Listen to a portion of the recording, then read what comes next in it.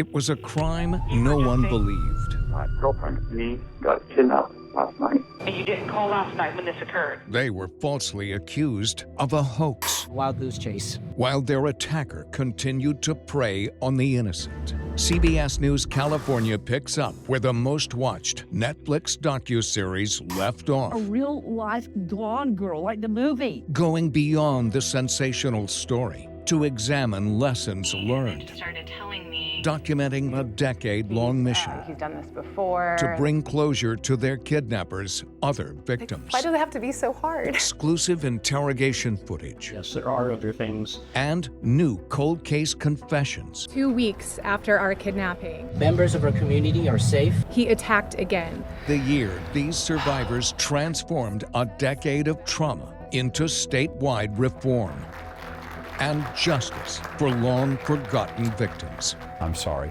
Now, waking from the nightmare, lessons learned. and thank you. Julie Watts reports. What are you feeling right now? Sick? Legitimately? No, it's hard to put yourself out there in front of a firing squad, even though I don't think that they are. A decade after their nightmare began, facing the media isn't any easier for Denise and Aaron Quinn. Some of these are the same people who took law enforcement at their word when they claimed Denise and Aaron faked a harrowing home invasion kidnapping. Breaking news. We have just confirmed that this woman's kidnap for ransom story is all a hoax. The public shaming was even more traumatizing and devastating for us than the kidnapping itself. March 2015. They did not come into your house and kidnap her and take her for ransom. That did not happen. Intruders did drug and blindfold the couple with blacked out swim goggles, then kidnapped, raped, and held Denise for ransom while police falsely accused Aaron She's dead. of killing her. Understand that I've accepted that. She's dead. At this point, the kidnappers have already called 3 times. But instead of tracing those calls, Well, I would have been rescued. investigators tried to convince Aaron to confess to killing Denise, who was very much alive, but in a living hell. Okay, how do I make it so you look like a monster? And when the kidnapper finally released Denise, instead of searching for him, It is Mr. Quinn and Miss Huskins that owes this community an apology. they accused the couple of orchestrating a hoax. Fakes her own kidnap. The members of our community are safe. They The weren't. real tragedy is now we know there's 2 other families that Mueller terrorized and attacked because these investigators had blinders on. For 2 months, the couple faced death threats from the public and legal threats from law enforcement, while fearing their attacker could return. Then he struck again in nearby Dublin, California, leading investigators here to Matthew Muller's Tahoe cabin, where he held Denise captive, and where then rookie detective Misty Caruso found these blacked out swim goggles with a crucial piece of evidence confirming Denise's story. And my heart stopped, and I was like, oh my God, like she has long blonde hair, and I have goggles with, literally it was one strand of blonde hair that I was like. 1 month later, Denise and Aaron were finally vindicated. Mueller was later sentenced to 40 years in federal prison, but the nightmare wasn't over. At one point, he lay down on the bed next to me and then just started telling me how he. 2015 interrogation recordings revealed Denise warned investigators a decade ago that Mueller told her there were other victims. Like you said, like they've probably done this before. But for 10 years, they couldn't get anyone with jurisdiction to investigate those crimes. It's terrifying to me to think of how many victims there might still be out there that are living in fear. These are horrible, horrible crimes. Then 2024's most watched Netflix docuseries chronicled Denise and Aaron's American nightmare. And small-town Seaside Police Chief Nick Borges reached out to them on Instagram. Denise was first to respond back to me, and I was shocked that she would even speak to anyone in law enforcement.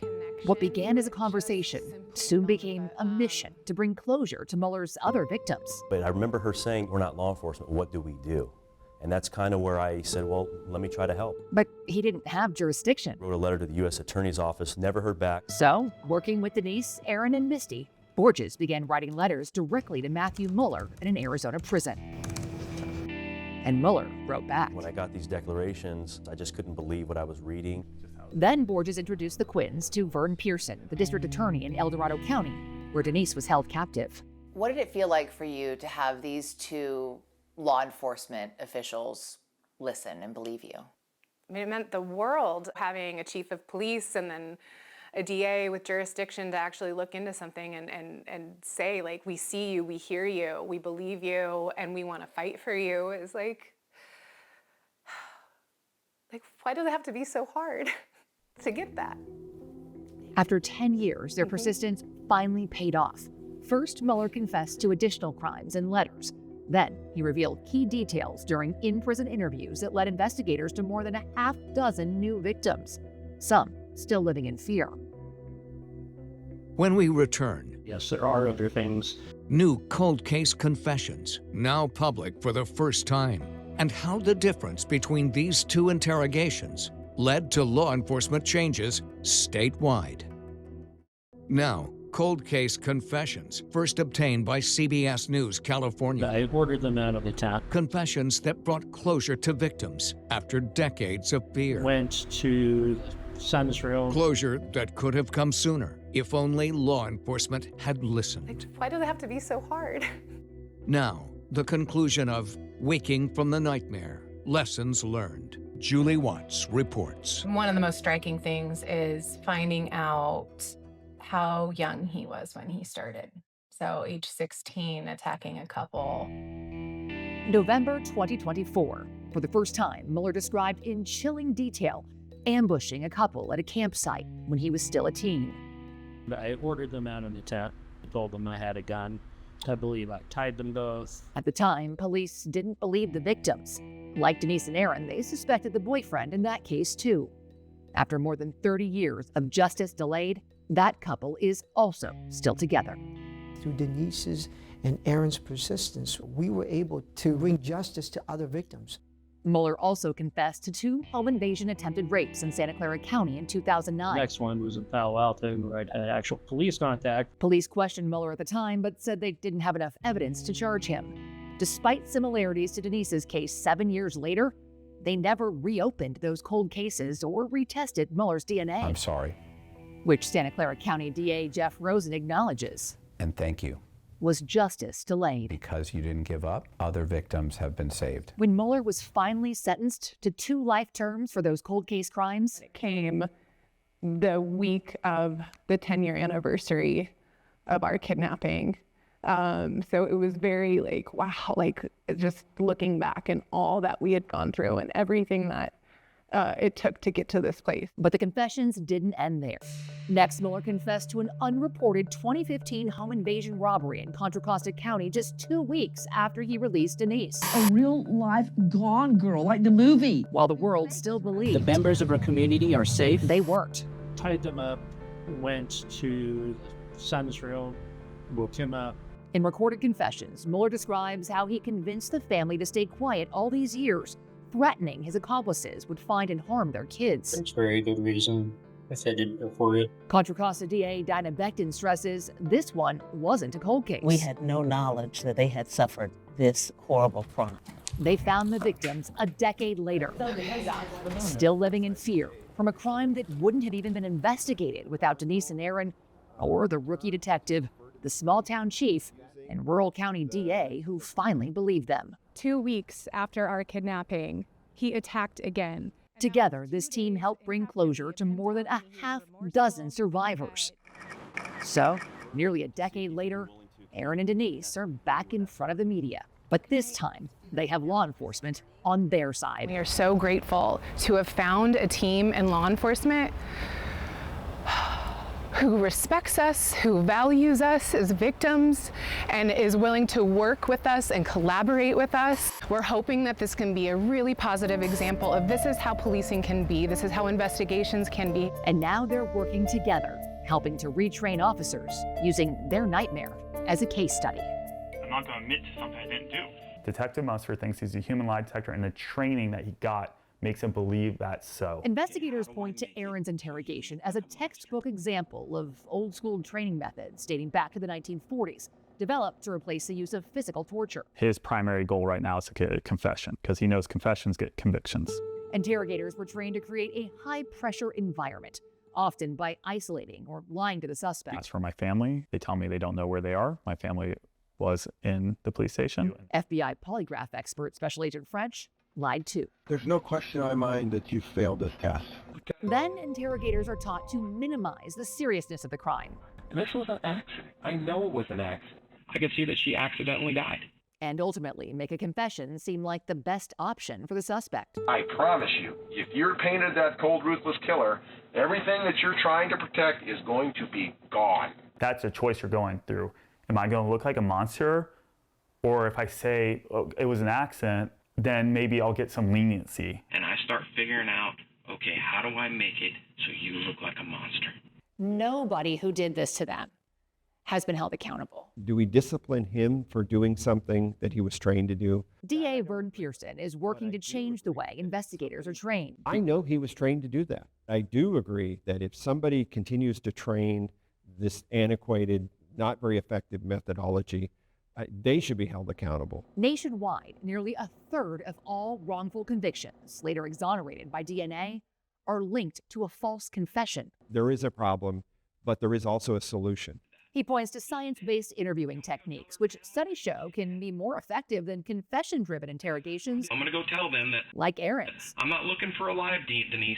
I'm looking for dead Denise. He has no evidence to support that conclusion. That is part of the training. And under science-based interviewing, what would he be saying? Instead of talking, he would have Aaron talking. Pearson explains the goal of a science-based interview is to get detailed information instead of a confession. Take a detailed statement and you compare that to other known facts. He says it's how they got Mueller to lead them to half a dozen cold case victims. Used for a task coach. Science-based interviewers build rapport with the suspect, focus on communication instead of control. I don't want you to say a word, okay? I need you to listen. He'll stop my denials. He won't let me speak. Compare Aaron's interrogation to Mueller's. Would you like me to expand on that? No. Scrub that. Okay. So. And science-based interviews focus on open-ended questions instead of presuming guilt. Tell me a little bit about that relationship. She's dead. The only other explanation here is that she wanted to be gone and you're helping her be gone. At a law enforcement conference in South Lake Tahoe, Denise Huskins is no longer a name on a case file. She's an expert. This was actually something quite common, too common, the disbelief of victims and survivors. The couple, once discredited by authorities, is now helping to train them, alongside the officers who finally believe them. She's dead. Together, this team helped solve at least 4 cold case crimes this year. 32 years of unanswered questions and justice delayed. Cases that could have been solved sooner.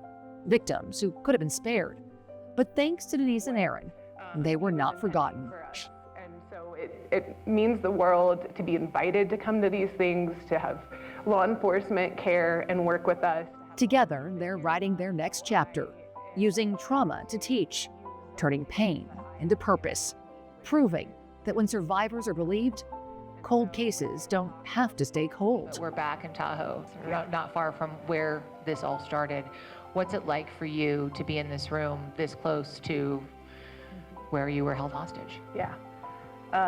Again, it's